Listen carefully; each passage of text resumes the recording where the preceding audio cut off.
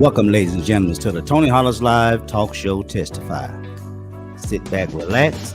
We'll be back shortly. Watch the clock. And when you see it hit 0, we will get started.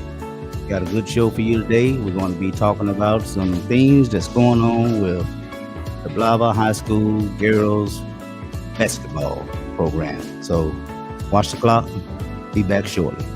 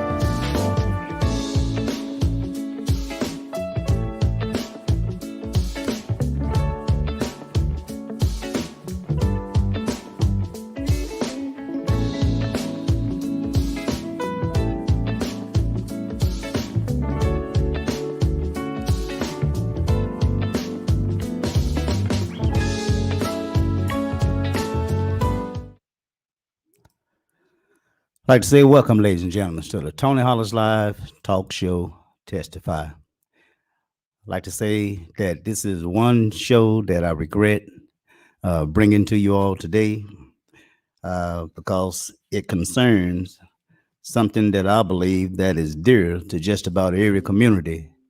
And I'm speaking of the sport program, that it be elementary, middle school, junior high, or high school. I think we all enjoy participating, going out, supporting our young people who participate in the sporting program for our respective school districts. That it be Blytheville, Osceola, Gosnell, Wilson, you name it. But anyway, another reason that I want to, but first let me tell you how this is going to go. What I'm going to do is I'm going to show you two short videos. Videos not long, probably in a minute, if that, to set the stage of exactly why I need to run this show. Okay.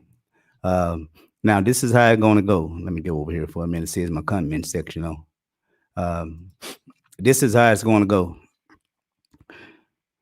I'm going to show you, as I indicated, the two short letters, uh, two short videos. Excuse me. I'm also going to show you the grievancy letter that was submitted by assistant coach Melissa Young. And after that, I'm going to give my closing commentary. All right. And if there is no comments or questions, I'm going to conclude this broadcast. Okay. Two short videos, the grievancy letter um, that I'm going to read, and I'm going to give my commentary on what uh, I think of this issue. And if you don't have any comments or questions, I'm going to conclude um this video. But first of all, I don't know if you all went to my page and saw the video with Superintendent Bobby Ashley, who did an interview with KAIT. So I want to go up here right now and find that for you right now. Like I say, it's not long, so I want to show that first. How you doing there, my sister Deborah Hollers and brother David Cody? How you doing? See, we got two people watching, and we're gonna roll with that. As I say, uh, I'm not all about trying to go viral. I just like what I do, put the information out, and we just let it do what it do. Okay, but let me go up here and play this video to start this thing off. Okay, let me go up here and make sure that I got my share screen on right now to make sure that I got everything clicking and ready to go. Okay, let's go up here right now. Um, I'm working on trying to get me a switchboard so I won't take so long switching between um, the different scenes. But anyway, I'm just pulling it up right now and we just about there. Okay, here we go. Okay, I want to play this video for you right now. Okay, excuse me. And here's the video.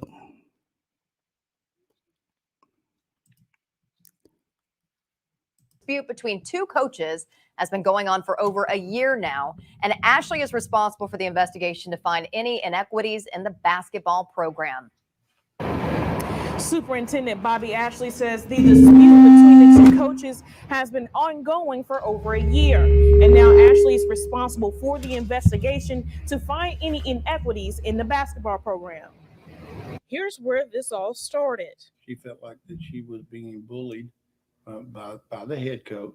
Assistant coach Melissa Young filed a grievance to Ashley, accusing head coach Greg Wilson of being unprofessional and demeaning towards her about her coaching skills. Ashley says that Wilson denies some of these accusations, one in which Ashley was directly involved. She alleged that, he stood up and, slammed his fist down on the desk in a meeting that I was in a year ago and said, I want you out, I want you out. Ashley did not find Young's grievance to be of merit, denying her suggestion to reappoint Wilson to the boys' basketball team. And replace him, I'm thinking, with a female.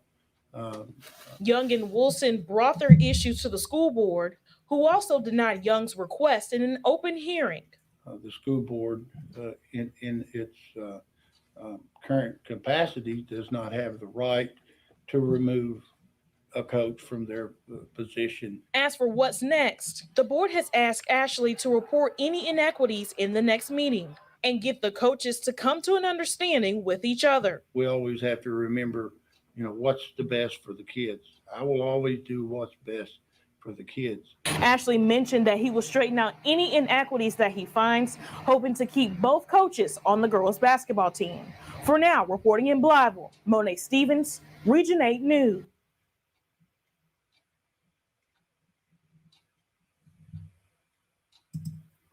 Okay, that was that video, and trying to get my mic over here. That was that video, and I got one other video I want to show you why this is important, that our young people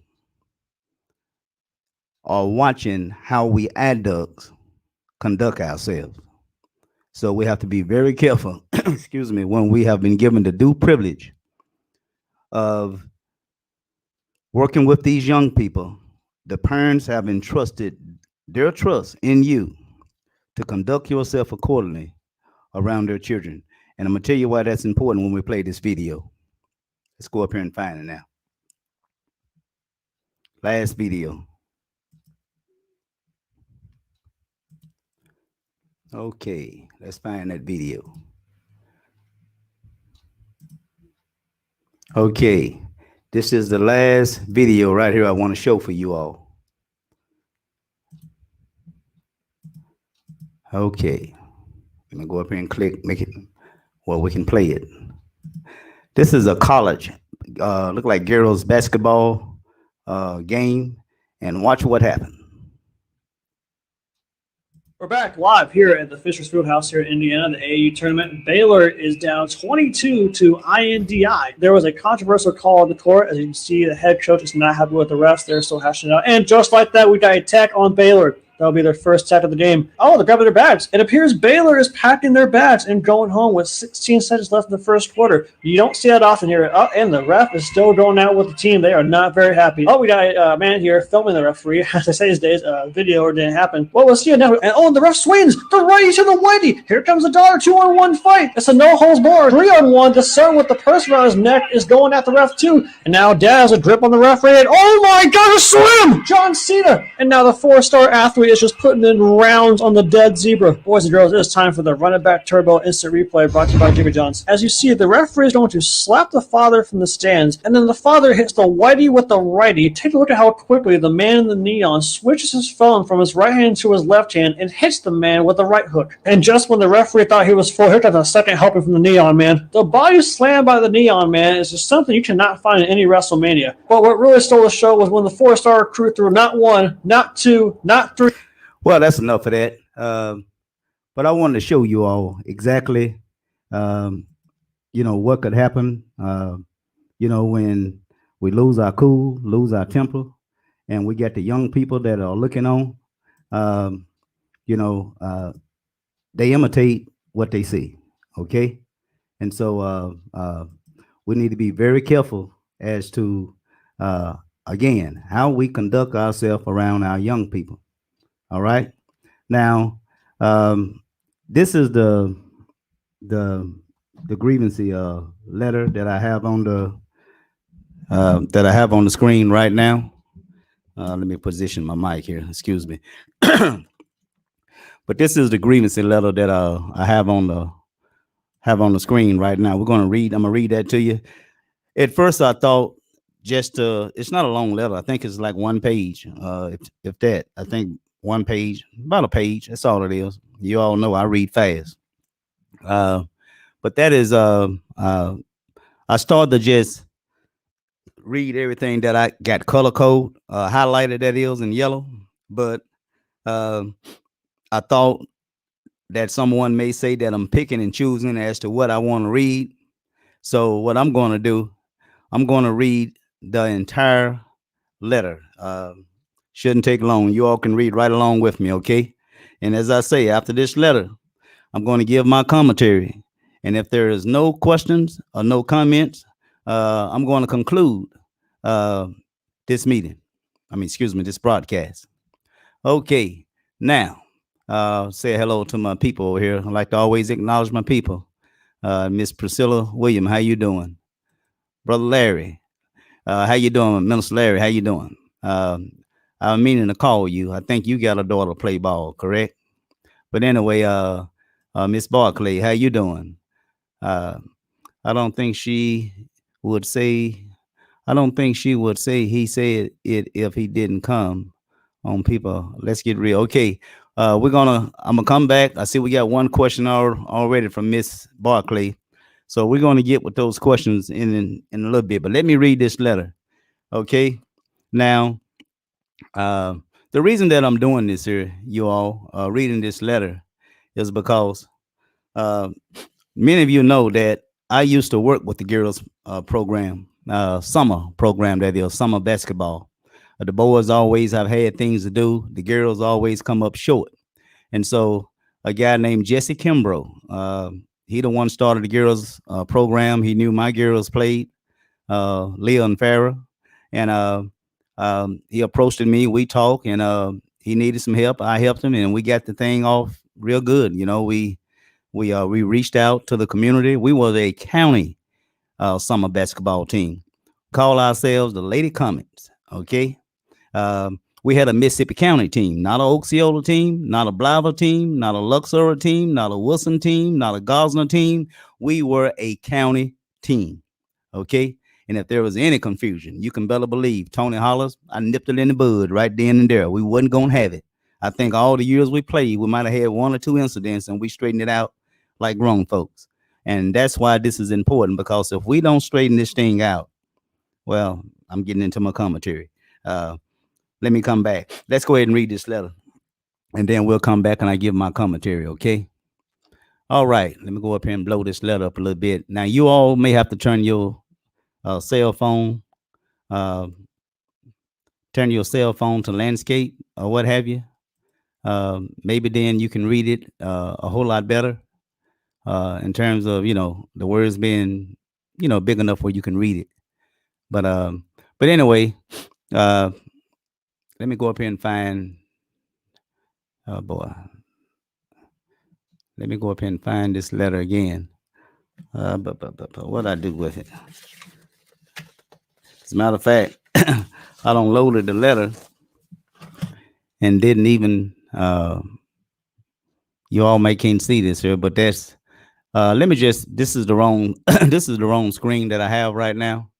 And so let me go up here and find the right screen, because that's all it show right there. But I want to read this letter to you all right quick, okay?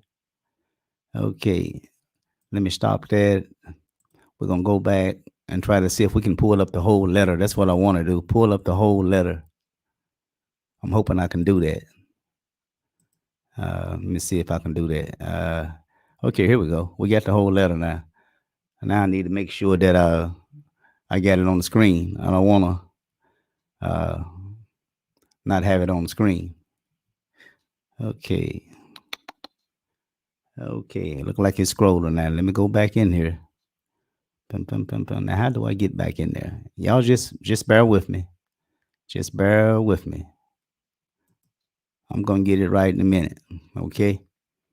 Okay, let me go up here one more time. And we're going to see if we can pull it up, all right? I need to get me a switch screen. I hate this here, y'all. But let me read this grievance letter for you all. Okay, that's the letter there. I want to look at my screen now to make sure that I get it popped up here before I begin to start reading. I want to make sure that I'm scrolling pretty good. And then we can go right ahead and read this letter together, okay? Okay, look like I'm on. I think I'm ready. You all just shoot me a message if you can't hear me or you can't see the letter. Just shoot me a comment over here, okay? But I'm gonna read this letter right now. Okay, this letter was dated April the 15th, 2021. This letter is coming from Coach Young, Melissa Young. Young. Um, it say, I, Melissa Young, request that the grievance filed on March the 29th, 2021, concerning the hostile and demeaning working environment created by Mr. Gregory Wilson advance to the next level. I would like to appeal to the board of directors. Okay. No way. It says Superintendent Bobby Ashley has denied my grievances request presented to him as well as Miss Jennifer Blankenship on March the 29th, 2021. Mr. Ashley reason was that Mr. Gregory Wilson denied that he has created a hostile and demeaning working environment. Mr. Ashley did not allow me due process in accordance with the guidelines of our grievances policy. Policy number 3-25, licensed personnel grievances level 3 states within the policies that the superintendent shall offer the employee an opportunity to have a witness or representative who is not a member of the employee's immediate family present at their conference. After the conference, the superintendent will have 10 working days in which to deliver a written response to the grievances to the employee. Where we at? On Friday, April the 9th, Mr. Ashley called me at 1:26 p.m. and asked if we could meet to discuss the grievances at 2:00 p.m. In a meeting with Ms. Blankenship and Mr. Ashley on March the 12th, I informed them that Ms. Dinah Woods witnessed the outburst of Mr. Wilson yelling at me and slamming his door on me. Mr. Ashley has not spoken to Miss Woods and did not give me ample time to have a witness at the meeting. When I walked it into Mr. Ashley's office, he handed me the supervisor response and told me that the other listed incidents that allegedly occurred on June the 15th and June the 16th, 2020 is untimely. Board policy 2.25 requires an employee to inform his or her immediate supervisor of a potential grievance within 5 working days of the grievance. I explained it to Mr. Ashley that the grievance was for the March 11 occurrence and that we met for the first level of the grievance, and he said that he would get back with us and let us know what they decided, us being Mr. Wilson and myself. Also present at the meeting was Miss Blankenship and Mr. Donald Davis, the athletic director. Also present at the meeting, just read that. This was on March the 16th at 10:30. I didn't hear from Mr. Ashley, so on March the 29th, after spring break, I took my former grievances paperwork to Miss Blankenship, keeping within the 5 working days. I feel there was negligence on your part. I also explained it to Mr. Ashley. The June 15 occurrence is not alleged because he was there to witness Mr. Wilson yell at me and slammed his hands on the table, jumped out of his seat and yelled, "Yes, I want you out. I want you out." June the 16th, Mr. Wilson dialed my number by mistake, and I heard him telling O.D. Bailey, "I don't like women in my business." Where we at? Can we talk man to man? Those 2 occurrences listed was to show a pattern of his behavior. I also mentioned that I was told that Mr. Wilson yelled at a teacher at the middle school in a meeting, telling her to shut up. Mr. Ashley responded to this was to ask me if I was filing a grievances for her as well. I replied, "No, just letting you know there's a pattern." I am requesting that the grievance advance to appeal to the appeal board of directors. I would like to appeal to the board of directors at the next scheduled meeting on April the 26th, 2021 at 6:00 p.m. I am requesting the meeting to be open to the public. Attached it is the copy of my grievances as well as a copy of Mr. Ashley's response to the level 2 grievances. Miss Nancy Blunt from the Arkansas Education Association will be my representative. Miss Blunt, contact number is blah blah blah blah. Okay, and that's the end of that letter, you all. Um, that was sent in from. Let me get rid of this here. That's the letter that, excuse me, former grievance letter that was sent to Superintendent Bobby Ashley. So I guess that's where we're at now. I guess we're at the point now to where I don't know what went on from where the former letter is at right now in terms of its status. All I know is that there was, as you all heard, I read a grievance letter that was submitted by Miss Melissa Young, who used to be the head coach for the girls basketball program. Now, as I understand, the person of the head coach, presently that is Mr. Greg Wilson, and Miss Coach Melissa Young serve as assistant uh, um, coach. Now, I'm going to give my commentary, but that is where we at. I just wanted just to let you all know that when I spoke, I didn't have all my facts. I thought perhaps maybe uh, they either had forced her to give up her position, or that they was going to terminate her. And that's when I indicated that, and I still stand by my statement, whether it's Coach Young or whether it's Coach Wilson. I don't think a coach should be. I'm getting into my commentary again.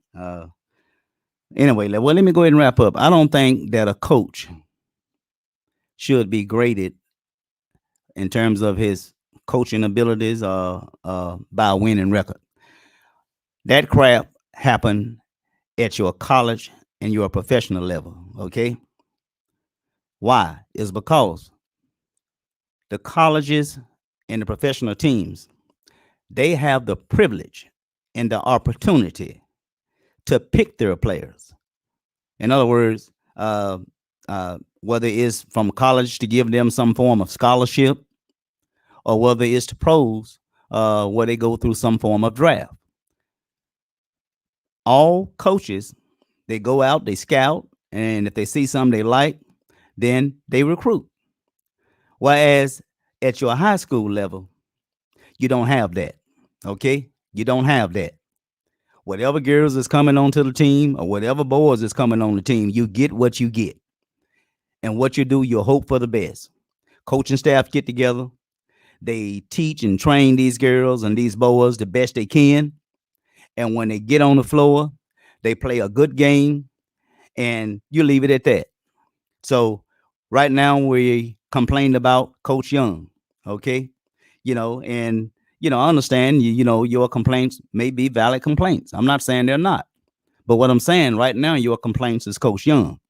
Okay. Later on, your complaints perhaps may be against Coach Wilson, because if, he gets into a situation to where the girls' record are no better than with him as it was with Coach Young, then you're going to want to chop Coach Wilson head off. And that's why I'm saying that a winning record should not be the reason as to why you want to keep a coach. A coach play many other roles when working with young people. Number one, a coach not just serve as a coach, but a coach serves somewhat as a role model. Okay. That coach has an opportunity working with these young people. Okay. Help building their self-esteem, teaching them character, teaching them respect. Okay. Those are things also that come with the job as a coach. So, as fans, I understand you want to win. I understand that. As fans, I understand you want to win. But right now, you have put these girls in a predicament to where, if they say something, like my daughters back in the day, they feel like there was going to be some retaliation, whether it's, not giving them adequate playing time, in some cases, excuse me, kicking them off the team. So what I'm saying, grown folks, when your conduct get to the point to where it's having some profound effect in a negative way with our young people, you need to step back, because just that video I show you all, uh, high school sports is very popular in any small community, especially a very small community, because at the end of the day, that's all they have is sports. Okay. So I think I said everything, but that's my little 2 cents on it. And I'm gonna make sure I said everything. Just want to say one other thing. And as I said, anyone that know me, when I worked with this girls program, I treated those girls like they was my very own daughters. Okay. The parents will tell you that. And the parents felt very comfortable with their girls, in our vicinity, because they knew the coaches. We had OD Bailey, we had Jesse, excuse me, we had Jesse Kimbrough, we had Sheila Partey. Who else was it? I think Mary was it Mary Tyler. There was another young lady, I can't call her name, but she normally with Sheila. She know who she is. But all these ladies, all these coaches, we came together and we worked it with these girls. On our team, there was no such thing as an MVP. Every one of our girls that played for us, that it was our junior team or our senior team. That's right. We had 2 teams. We had 12 through, what was it? I think 12 through 14 and 14 through, I think 17 or 18, somewhere in there. We had 2 teams. Okay. And we were a county team. There was no I's and no U's, no we and no them. We played as a county. All of our girls was MVPs. Okay. We treated them as that. And one thing that we did, what was it? I think 3 years that I was with them. And of course, they went head on and played with other coaches after that. But the 3 years that I was with them, every single year, every kid got a trophy. And at the end of the year, we had a surplus. We had money. We gave the girls a nice banquet at the end of the year. We invite their parents to come out with them as well. Okay. So this thing is personal to me as well, because, and the reason I say that we need to nip this thing in the bud is because if we don't, we could very well not have a girls basketball program. Okay. And I refuse to believe that it's just these girls that are the ones that probably have some complaints. But I think some of these complaints is coming from grown folks. Okay. And so we need to nip this thing in the bud. We don't need to have our girls program to become a thing of the past, no longer exists. So we need to nip this thing in the bud.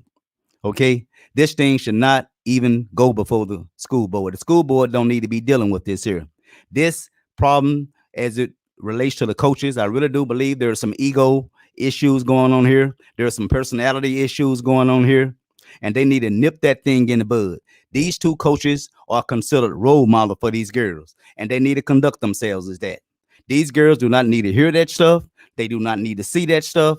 They don't need to see that conduct, because what happened is that stuff swang over and fell into the girls' locker room, into their conversations. And before you know it now, you got girls maybe, arguing with each other. Well, I think he's right. I think she's right. You don't need that crap. You don't need it.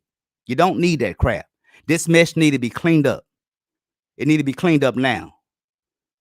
We need our girls team. We need our boys team. It need to be cleaned up now. School board shouldn't even be fooling with this here. School board is a policy making board. Of course, there's going to be time when they have to deal with expulsion and things of that nature, but they shouldn't be dealing with grown folks. We're talking about personnel. They shouldn't be dealing with that. This thing should be nipped in the bud at the administrative level, that it be with the principal, that it be with the coach, athletic director, or who. This don't need it, but now here we are. We iron out our dirty laundry. And thank God, I don't know if they had an open meeting or whatever, but when you get folks to start coming out and want to participate in an open meeting, what you're going to have attitudes coming to that meeting. You're going to have some for him and some for her. And before you know it, you could have people in the audience throwing words at each other. So now we got a clown show. Instead of having a meeting to resolve these issues with the coaches, we got a clown show. And folks will clown. Y'all know that. I don't saw them clown at school board meeting. They will clown. All right, I'm getting ready to shut it down. But it just upsets me. Our girls, we took care of our girls. Every girl that played for us, we also had insurance. Not just playing any games, but even traveling. We have an accident and one of the girls get hurt, they cover. Girls running down the gym in practice, break a leg, break a toe, break a finger, they cover. We had primary insurance and secondary insurance. We served as secondary insurance, which means primary insurance of the parents kick in, and whatever else is left for as a balance, that's where secondary insurance kick in to where the parents don't pay nothing. 100%. Okay. We treated our girls like they was precious gold, and they are. But anyway, I'm getting ready to wrap that up right now. That's all I had to say. And we need to nip it in the bud. Many of you know that when confusion come in, it will destroy the very thing that we love. Many of you know that I serve as president of the NAACP. Confusion came in, attitudes came in, egos came in, yep, and personalities came in. And before you know it, now we don't even have an NAACP. NAACP existed in Mississippi County for probably 35, 40 years, if not 50 years or more in Mississippi County. That thing is gone. You know why? It's because confusion came in. Grown folks can conduct themselves in the meeting, and now it is what it is. But that's all I got to say about that. I'm gonna go over here to the questions and try to see if I can answer as many questions as I have over here. I'm gonna take them in the order that they was asked, and after that we're going to conclude this broadcast. Okay, how that sound? All right. Okay, let's go to the questions. I got the hellos out of the way. Let me see if I can find a question. I know Miss Barclay had one. Thank you, Brother Coley. I tried to, man. I try.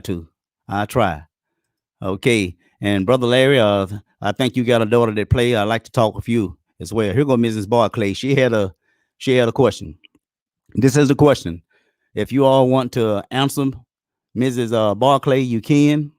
I pretty much done said what I said, so I want to extend this opportunity to you all. This is the question from Miss Barclay. She said, I don't think she would say he said it if he didn't come on people. Let's get real. So from reading that question, I take it that Mrs. Barclay is saying that she believes somewhat of the statement that Coach Young made. So that's her question. What are your thoughts on this question? Let's go to see if I have another question. How you doing, Tam? My sister. I get with you later on, all right? Okay. Here go Mr. You got a parent. I don't know if this is a statement or this is I don't know if this is a question or this is just a comment that he's making. But this is Brother Larry, Minister Larry here. He said, yes, my daughter is playing on the team and plays for both coaches. I attend practices and have been at every game. People should not form an opinion based on headlines if they haven't gotten the full story. Now, I will ask, I don't know if Mr. Minister Larry, I don't know if he want to comment on that. I will say that I don't want you to say anything, Minister Larry, that will be somewhat of a backlash to your daughter, okay? Because, I don't want her to feel uncomfortable, all right? So if you choose to elaborate, you can. If not, fine. But whatever you say, I just caution you, let's not put our children in a position to where they feeling uncomfortable, okay? All right. Who is that? Oh, that's just Brother Cody. Let's see. All right. Who is this here? Okay, this is Sister Annette Stevenson James. How you doing, Sister James? It says, is this an ongoing problem between the two? What are the complaints? Well, I really don't know what are the complaints. I really don't. Sister James, I'm gonna put a question back up. I really don't know what's the problem. But as I understand, Coach Young has been the girls' coach for us. I probably the last 20, 30 years I know of. So she's been there for a while. And, 20, 30 years, uh, I think it's fair to say that she liked coaching. And, and when you um, have been told that, you're no longer the assistant coach, now come um the challenge where you're going to have to work with the head coach. Now, I don't know what is going on with them. I don't know if it's uh, skill set thing in terms of him teaching the girls some things as opposed to what Coach Young have taught the girls or want to teach the girls. I don't know, and so I really don't. All I know is, according to superintendent, as you saw the video earlier, this thing has been, fueling here for some time now. Um, but anyway, that's the question from Sister Jane. Uh, she got another one here back to back. It say, is he denying that he said what he's accused of saying? Well, according to the letter that I read, he is denying the claims that was made uh, to Superintendent Ashley, and those things I guess that he's denying, as you all heard me read the letter, where Superintendent Ashley indicated that uh, Coach Wilson, he denying the complaints. And I want to pause right there, you all, and say this here. Now, I don't know Coach Greg Wilson. I don't. Um, and what I do know of Coach Young is the years that my daughters played for her, and so I'm not for or against Coach Wilson. I'm not for or against Coach Young. All I'm saying is that these girls are watching you two. You two are serving not just as a coach, but you are role models. And your action can have a significant impact on these girls, that it be for the betterment or the worse. So I just want the two coaches to keep that in mind. I'm not for or against either one of them. Okay. Um, See if we have another question. That Sister James, let me see. Look like Sister James had the last question. I told you all the order that I was going to go. I was going to show the two short videos. I was going to read the grievancy letter, and I was going to do my commentary. If you all had any questions or any comments, I was going to listen. So Sister James was the last one that for his question that uh, I read. And if there's no other questions, as I always say, I'm getting ready to conclude this meeting. Now, I know somebody may be typing right now, and they're probably trying to rush and hurry up and get the question in before I do something else. And so I'm gonna give it a few minutes and just say I just go and talk about some other things. Yes, I want you all to know. I don't know if you can see this. I don't have time to put it on the screen, but I don't know if you all see that book right there.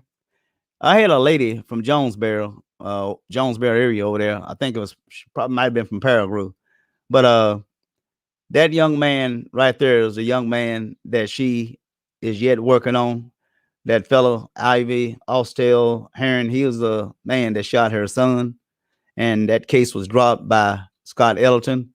As you all know, this is somewhat of the pamphlet booklet that she put together. And she also is saying that, I think that's the front page of it. Injustice millimeter from murder. And so but anyway, this is her little pamphlet that she put together. It's probably about 35, 40 pages. And so if anyone want one, just let me know and I get it to you. Okay. But anyway, if there's no let me see if I get any questions over here again. Look like that's all the questions. As I say, let me see how long we into this broadcast. Where's my clock? Where is my clock? 45 minutes. Oh, good. I'm trying to keep in these. That's another thing. I got to get better. 45 minutes is ideal for me, but I definitely don't want to go over 60 minutes on my broadcast. No more hour, 15 minutes, hour and a half. That stuff is over. but I want to stay within 30 minutes to 45. That's pretty much ideal to me. Okay. I don't see any more questions over here. Let me go back up and scroll to make sure um, that there is no more questions. Um, I don't see any more. Who is this here? Oh, that's my sister, Deborah. I'd like to have one. All right, we'll get you one. We'll do that. I'll talk to you later, sis. I saw um, your messengers that you sent me. We'll talk about that later. But anyway, ladies and gentlemen, that's all I have. I would say that we're going to be coming back talking about some other things. I'm trying to still line up. Got two people that's supposed to be coming on to my show. Unfortunately, it's been a scheduling problem as to why they hadn't came on yet. I'm also we're going to be talking about some city business here in Blytheville as it relates to city government as well as the police department. I think I told you all back here a while ago that we had a dog policy. They're using dogs, the sick dogs on you when they're making an arrest. I thought dogs might have been used as it relates to some drug bust, but if you're trying to flee, you turn the dogs loose on you. You know, I think those of us that was born back in the for the say counting back from the 60s going back, I think we all can agree that when we see those images of dogs being released on black folks in particular, we think of the civil rights movement. Okay, and if that is a policy, then that's what we need to be doing right now. Is asking the mayor to have the chief of police to ban turning dogs loose on individuals. Other than if it's not for drug bust, those dogs should not be used as a weapon, turning them loose on people. And last thing I have, as I indicated, justice for Rayshawn Warren. We're going to be coming back to you again. With another